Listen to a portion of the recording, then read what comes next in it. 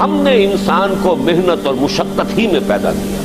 محنت، مشقت، تکلیف یہ ہر انسان کا مقدر ہے، کرنی ہی ہے. فرق صرف یہ ہوتا ہے کہ کسی کی مشقت اور محنت جسمانی زیادہ ہے، اینٹیں ڈھو رہا ہے غریب، کسی چلا رہا ہے.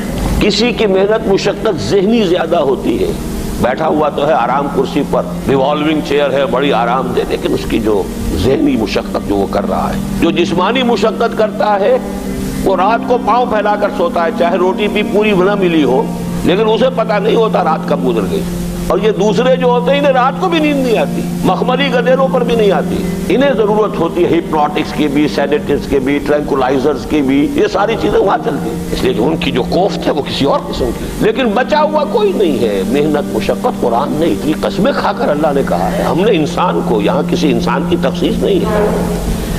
محنت، مشقت، اور اس محنت مشقت کے ساتھ اس میں غالب نے ایک اور رنگ داخل کیا ہے، اس کے ساتھ غم بھی. مثلا حیوان اور انسان میں کیا فرق ہے؟ بیل ہے، کولو چلا رہا ہے، مشقت تو وہ بھی کر رہا ہے. بار برداری کا اونٹ ہے، بوجھ ڈھو رہا ہے ادھر سے ادھر تک، محنت تو وہ بھی کر رہا ہے. انسان محنت بھی کرتا ہے، مزید اس کو رنج اور غم جو سابقہ اس کو پیش آتا ہے. بیل کو پتہ بھی نہیں ہوگا میری کو اولاد بھی ہے، نسل بھی ہے، وہ کوئی بیمار ہے، کس حال میں ہے. گائے کو بھی اپنے بچے کی خبر ہوگی، وہ چھوٹا سا جب ہے دودھ پیتا ہے، اس کے بعد اسے کیا پتا وہ کہاں گیا کہاں نہیں ہے. انسان کو جو تکلیفیں جھیلنی پڑتی ہیں، پھر جو غم جھیلنے پڑتے، وہ حیوان کے لیے نہیں ہے، یہ انسان کے لیے. اسی لیے کہا غالب نے کہ قید حیات و بند غم اصل میں دونوں ایک ہیں. موت سے پہلے آدمی غم سے نجات پائے کیوں؟ تو یہ مشقت اور غم دونوں کو شامل کر لیجئے. انسان کا معاملہ حیوان سے بدتر ہے اس پہلو سے. کبھی کسی بیل کو، اونٹ کو وہ صدمہ نہیں ہوا ہوگا کہ بیٹا نے سینے تان کر کہا ابا جان آپ چھوڑیے، آپ کیا باتیں کرتے ہیں، آپ تقیانوسی باتیں کرتے ہیں. اب زمانے کا رنگ بدل گیا. وہ جو بوڑھے باپ کو جو اس وقت صدمہ پہنچتا ہے، یہی ہے وہ جس پر میں نے اپنی جوانی کھپائی ہے، جس میں میں نے اپنے آپ کو انویسٹ کیا ہے. آج یہ میرے سامنے کھڑا ہو کر کیا کہہ رہا ہے. اور یہ تو میں نے بڑی ہلکی مثال دی ہے. گالیاں دینے والے بھی ہیں، ماں باپ کو قتل کرنے والے بھی ہیں. مرتا نہیں ہے بڈھا کہ یہ مرے تو مجھے یہ ساری جائیداد ملے اور مجھے آزادی حاصل ہو. اے انسان، تجھے مشقت پر مشقت جھیلتے ہوئے، محنت پر محنت کرتے ہوئے ہی آگے بڑھنا ہے، اور پھر اپنے رب کے حضور میں پیش ہونا ہے. یہ اور مصیبت ہے. کسی اونٹ اور کسی بیل سے محاسبہ نہیں ہے وہاں. اس روز کہے گا کافر کاش میں مٹی ہوتا، انسان بنا ہی نہ ہوتا، جسے آج ہم بہت بڑا شرف سمجھ رہے ہیں، شرف انسانیت. کاش کہ میں مٹی ہوں، یہ انسان کی حیثیت مجھے دی ہی نہ جاتی کہ میں آج یہاں کھڑا ہوں جواب دے کے. حضور نے فرمایا کل نفس یغدو فبائع نفسہ وموتقھا وموبقھا. ہر انسان جب صبح آنکھ کھلتی ہے، رات کے سونے تک وہ اپنے آپ کو بیچتا ہے. کوئی جسمانی مشقت اپنی بیچ رہا ہے، شام کو 100 روپے لے کر آیا ہے، اس نے اپنی جسمانی محنت بیچی ہے نا. کسی نے اپنی ذہنی محنت، ذہنی صلاحیت بیچی ہے، چاہے وہ ڈاکٹر ہے، چاہے انجینئر ہے، کوئی اور ہے، وہ اپنی ذہنی صلاحیت بیچ رہا ہے بیٹھا ہوا اپنے کلینک میں، اپنے آفس میں. بائع نفسہ، اپنے آپ کو بیچتا ہے. یہ بیچنا تو ہر ایک کا ہے، ہر شخص بیچ رہا ہے اپنے آپ کو.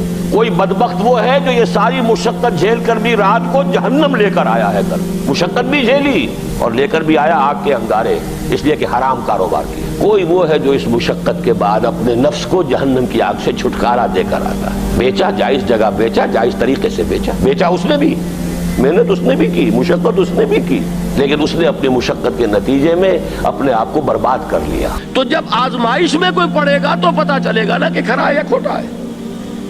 آزمائش میں نہیں آیا، امتحان میں نہیں آیا، کوئی تکلیف آئی نہیں، تو وہ کھرے اور کھوٹے گڑبڑ رہیں گے، ملے جلے رہیں گے. دودھ کا دودھ اور پانی کا پانی جدا نہیں ہوگا. کیا لوگوں نے یہ سمجھا تھا کہ وہ چھوٹ جائیں گے صرف یہ کہنے پر کہ ہم ایمان لے آئے اور انہیں آزمایا نہ جائے گا؟ ہم نے تو آزمایا ہے ان سب کو جو ان سے پہلے آئے. تو یہ تو یوں سمجھیے کہ اس راستے کا ایک مستقل معاملہ ہے.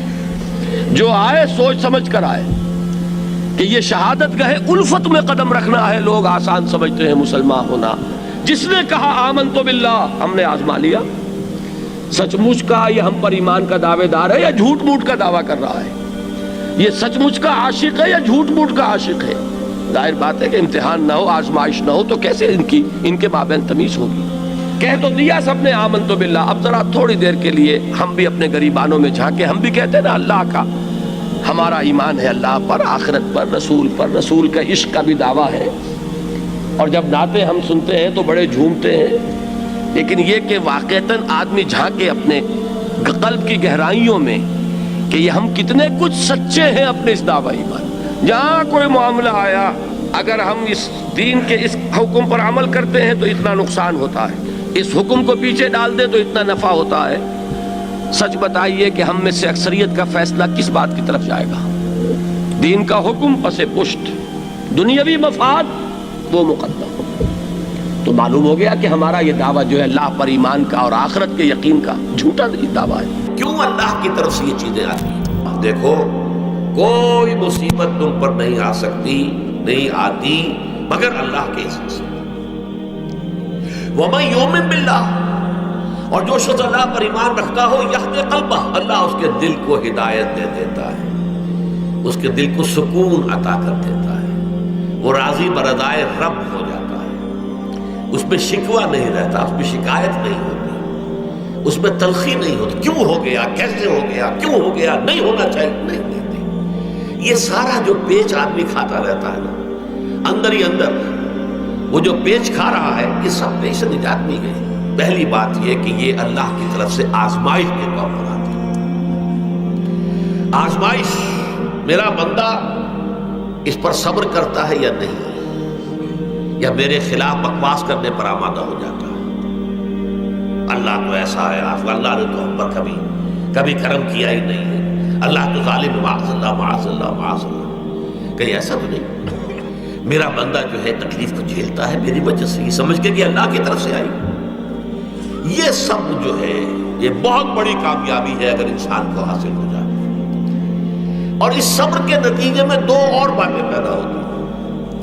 یہ مضامین علیحدہ علیحدہ دروس کے اندر آتے رہے ہیں، لیکن آج ایک نئے عنوان کے تحت جمع ہو کر آ رہے ہیں. پہلی بات یہ ہوتی ہے کہ یہ امتحان کا نتیجہ کیا نکلتا ہے کہ آپ نے ایک امتحان پاس کیا تو آپ کے اگلے درجے میں ترقی ہو جاتی ہے. 5ویں کا امتحان پاس کر لیا نا تو 6ٹھی میں جائیں گے. اب 6ٹھی کا امتحان پاس کریں گے تو 7ویں میں جائیں گے. 7ویں کا پاس کریں گے تو 8ویں میں. درجہ بدرجہ انسان کی دینی، ایمانی اور روحانی ترقی کا ذریعہ یہ آزمائش ہوتی ہے. جتنا اس میں صبر ہوگا، جتنا اس میں تسلیم و رضا جو ہے آپ حاصل کرتے جائیں گے تو آپ کے درجے بلند ہوتے چلے جائیں گے. آپ کا امتحان کڑے سے کڑا آئے گا، بڑے سے بڑا آئے گا، مشکل سے مشکل تر آئے گا. ایک وقت میں MA کا امتحان بھی آپ کو دینا ہوگا. ایک وقت ہو سکتا ہے PhD کے لیے تھیسس آپ لکھیں، پھر اس کے اوپر جو ہے ٹیم بیٹھی ہوئی اور آپ سے وہ بحث کرے، جرا کرے آپ سے، وہ بھی کرنا ہوگا. لیکن یہ کہ اگر پرائمری ہی میں فیل ہو گئے تو اس کا سوال ہی پیدا نہیں ہوتا کہ کبھی آپ MA کا یا PhD کا تھیسس بھی لکھیں. اور اسی کو دوسرے انداز میں کہا گیا ہے قرآن مجید میں، وَلَيُبْلِيَ الْمُؤْمِنِينَ مِنْهُ بَلَاءً حَسَنًا. اصل میں ابلا کہتے ہیں، بلا یبلو جو ہے عربی زبان میں آتا ہے آزمانا. خلق الموت والحیات لیبلوکم ایکم احسن عملا. یہی معنی ابتلا کے میں، ابتلا یبتلی آزمانا. ابلا یبلی جو آتا ہے باب افعال سے، اس میں آتا ہے کسی کو کسی تکلیف میں ڈال کر اس کو نکھارنا، کہ اس کا جوہر نکھر جائے، اس کے اندر جو خیر ہے وہ اور چمک جائے، لوگوں کو بھی معلوم ہو جائے کہ یہ شخص اس مقام کا اہل ہے، اس کے اندر یہ صلاحیت ہے، اس میں یہ قوت موجود ہے. تو یہ گویا کہ اہل ایمان کی صلاحیتوں کو نکھارنے کے لیے اور ان کے درجات کی ترقی کے لیے بھی اللہ تعالیٰ دنیا کے اندر یہ مصیبتیں اور امتحانات جو ہیں آزمائش کے حوالے سے افراد پر بھی اجتماعی طور پر ملاتا ہے. اور ایک اس کا اور بھی ہے، اہل ایمان پر اس طرح کی ابتلا و آزمائش کی ایک نوعیت اور بھی ہے، اور وہ یہ ہے کہ جو بھی آپ سے غیر ارادی طور پر یا یہ کہ آپ نے کوئی گناہ ارادی طور پر بھی کر لیا، اللہ تعالیٰ اس کی سزا اسی دنیا میں دے کر آخرت کی سزا سے محفوظ کر دیتا. گویا کہ اس سے بڑا خیر کیا ہوگا؟ یہاں کی سزا کیا ہے؟ جھیل لیا آپ نے، بخار آ گیا، ٹانگ ٹوٹ گئی، چلیے 3 مہینے آپ بستر پر پڑے رہے نا، اور کیا ہوا؟ کچھ نہیں. لیکن یہ کہ آخرت کی سزا ملتی بہت عظیم ہوتی. لہذا کفارہ بناتا ہے اللہ تعالیٰ گناہ، ان جو بھی گناہ ہو گئے ہیں، غلطیاں ہو گئی ہیں، ان کا کفارہ اللہ تعالیٰ بندہ مومن کے لیے. حضور کی ایک حدیث ہے، اس کا متن مجھے اس وقت یاد نہیں ہے، کہ مومن کا معاملہ عجیب ہے، اسے کوئی تکلیف پہنچتی ہے صبر کرتا ہے، وہ اس کے گناہوں کا کفارہ بن جاتا ہے، اور اگر کوئی خوبی ملتی ہے پھر اللہ تعالیٰ کا شکر ادا کرتا ہے، اس کے درجات بلند ہو جاتے ہیں۔ تو یہ معاملہ جو ہے اللہ تعالیٰ کی طرف سے بندہ مومن کے حق میں خیر کہ در حقیقت اس کے ان گناہوں کی پاداش کہ جو اس نے یہاں کر لیے ہیں یہی دنیا میں دے کر دھو دیا جائے، پاک کر دیا جائے۔ جیسے آپ کو معلوم ہے دھوبی جو ہے کپڑے کو بھٹی میں چڑھاتا ہے، گرم پانی میں ڈالتا ہے، دن ڈالتا ہے تاکہ اس کا میل نکلے، اس کے آگے پٹکتا بھی ہے ذرا اس کو تاکہ وہ میل اچھی طرح چھٹ جائے اس سے۔ اسی طرح اگر دنیا میں ہمارے میل چھٹ جائیں، دنیا میں اگر ہمارے گناہ دھل جائیں تو یہ بڑے نفع کا سودا ہے، بڑے نفع کا سودا ہے، بڑے نفع کا سودا ہے۔ اس اعتبار سے آپ غور کیجئے کہ اگر یہ حقائق ہمارے سامنے رہے تو کیا کوئی تکلیف دنیا کی ہمیں بھاری محسوس ہوگی؟